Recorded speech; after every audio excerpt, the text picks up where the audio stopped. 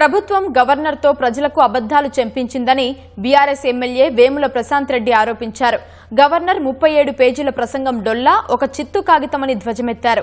కాంగ్రెస్ ప్రభుత్వం అధికారంలోకి వచ్చి సగం కాలం పూర్తయిందని, 6 గ్యారెంటీల గురించి ఎక్కడా ప్రస్తావన చేయకుండా ప్రజలను మోసం చేసిందని ఎమ్మెల్యే ప్రశాంత్ రెడ్డి మండిపడ్డారు.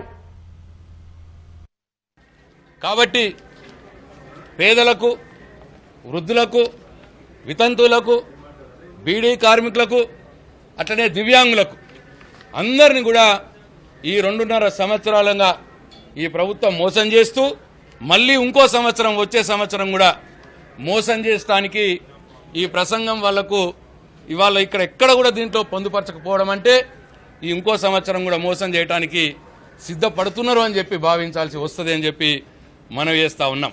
ఇప్పుడు గవర్నర్ గారి ప్రసంగంలో 2 లక్షల రుణమాఫీ చేసినామని చెప్పిన సందర్భం చూసి రైతులు ఇవాళ నవ్వుకునే పరిస్థితి వచ్చింది.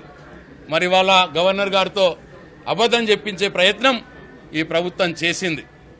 2 లక్షల రుణమాఫీ ఇవాళ చేయకపోగా ఇంకా అనేక విషయాల్లో దాని విషయం మరి కొందరు చేయకపోతే మళ్ళీ రేపు ప్రొద్దున చేస్తామన్న విషయం కూడా ఇవాళ ఈ ప్రసంగంలో చెప్పలేదంటే ఇక రైతుల్ని 2 లక్షల రుణమాఫీ విషయంలో ఈ ప్రభుత్వం పూర్తిగా మోసం చేస్తున్నది అని చెప్పి అర్థం చేసుకోవాల్సిన పరిస్థితి వస్తున్నది అని చెప్పి మనం చేస్తా ఉన్నాను.